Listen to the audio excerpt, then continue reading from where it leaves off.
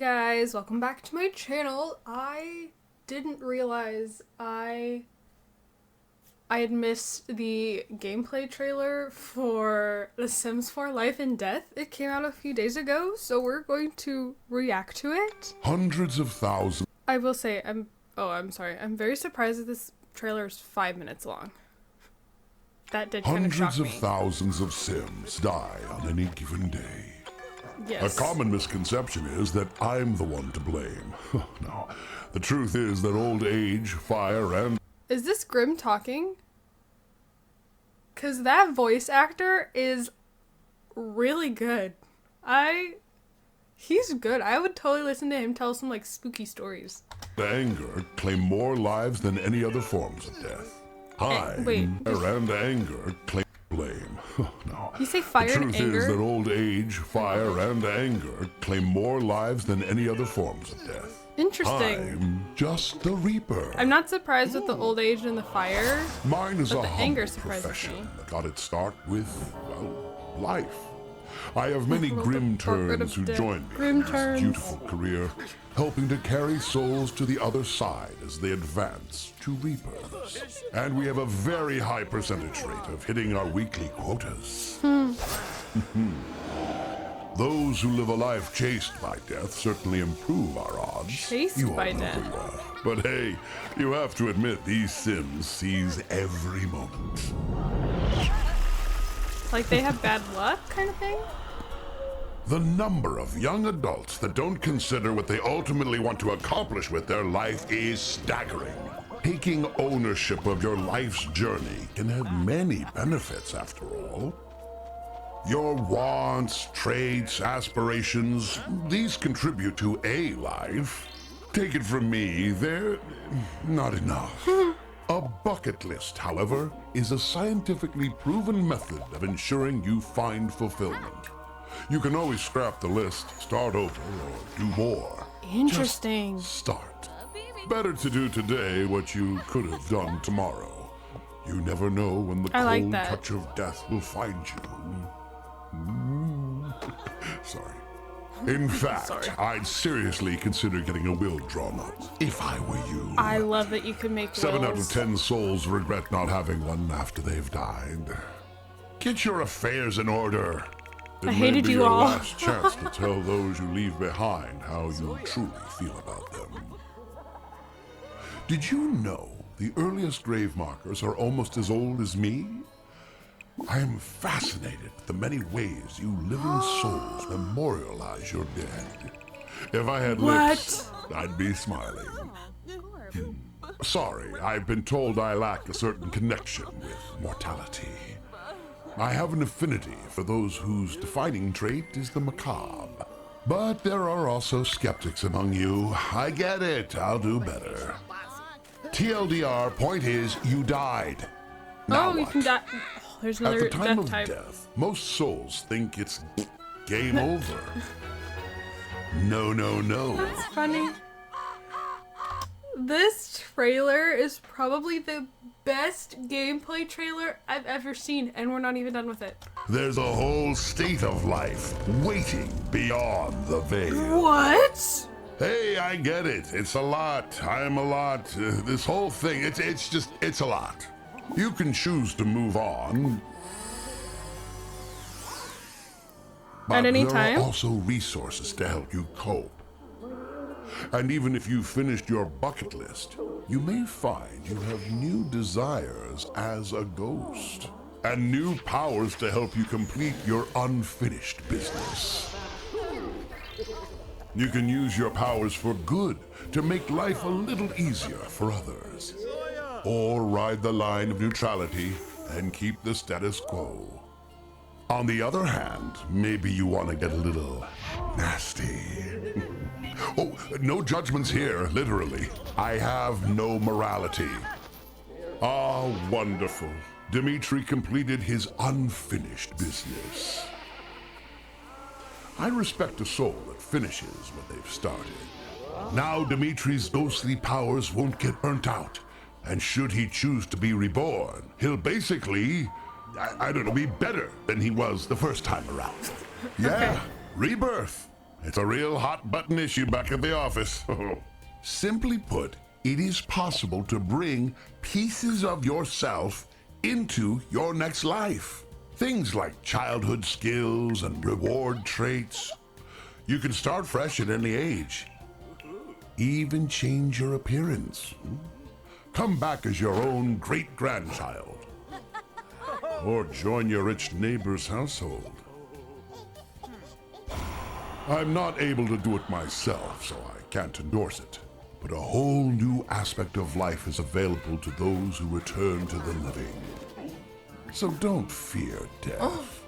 Just embrace what's next. What? What? Okay, I want to walk through this. I, again, am so not surprised that fire and old age are two of, like, the most common death types, but I am actually really surprised that anger is also a very common death type, because I struggle having my Sims get that enraged. So I see this looks like a new realm, but if you zip down to the where it shows the map, I don't know if it means, oh, there. Okay, I was like, I didn't know if it was like a part of this part of town, but it looks like it's some kind of separate little space, which is interesting. Very excited for this Grim Turn career. I think this could be really fun.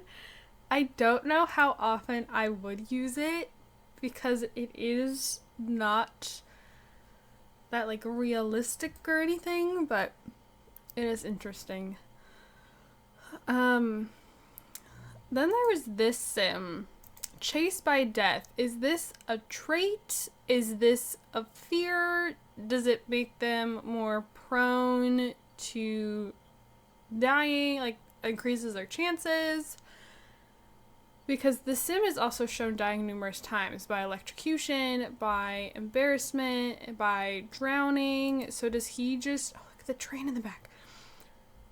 So are they just more likely to die? Or do they have, like, these near-death experience type things, but they don't actually end up dying? He gets hit by a meteor. Like, I don't know what's going on with that. So, is the soul's... I think the soul's journey is, like, something... Like, maybe it's the same for each sim.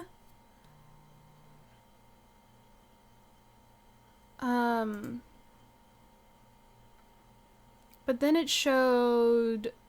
At one point it showed making a bucket list. So, I was thinking the bucket list was the same thing as the soul journey.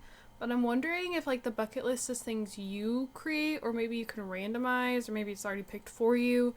But, like, your soul journey is, like, it's the same kind of goals the entire way through. Like, again, aspiration, raise a skill, something with a job. I still have no idea about this one. Maybe age up, be reborn, maybe? I don't know. Yeah, there was a new aspiration here. Ghost historian, so, like, wants to talk to all the different ghosts. Here, bucket list. Cause see, then it, like, scrolls up and it makes something more.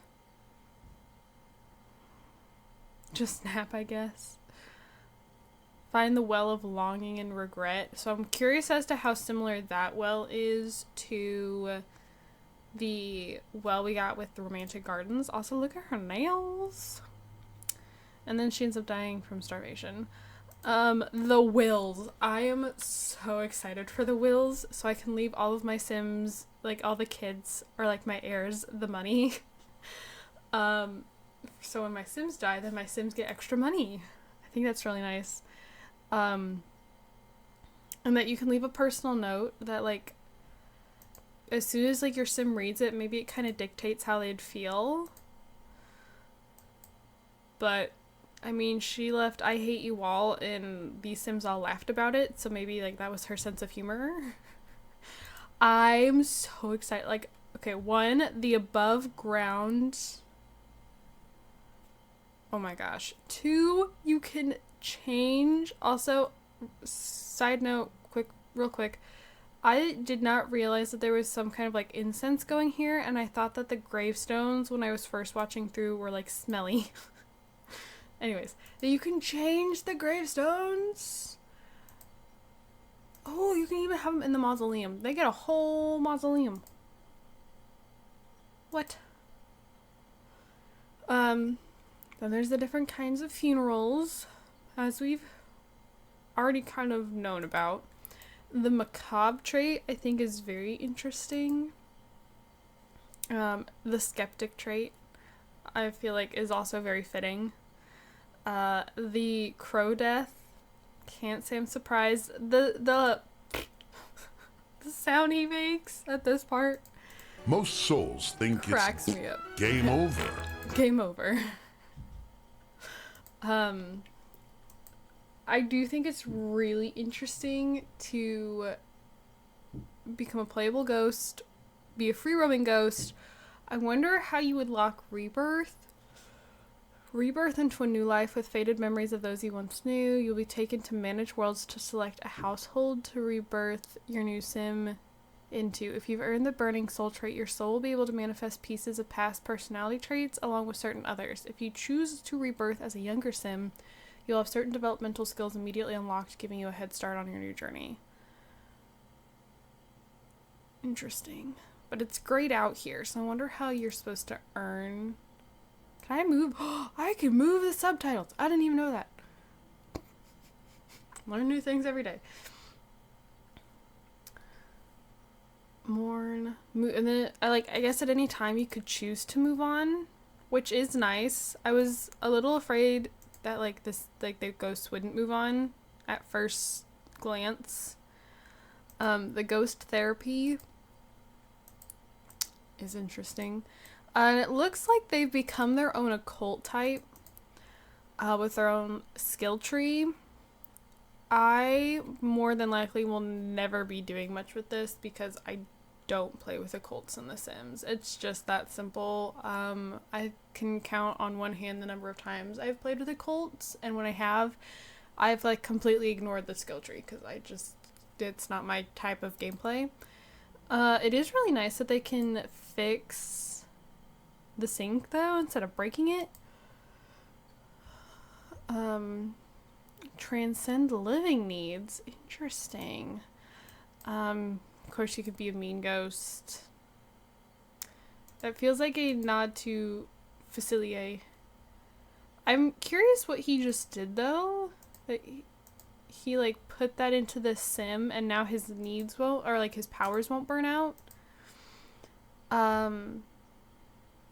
You can rebirth later if you choose to play as a ghost first, which I think is really nice. So, it's not just a one and done deal.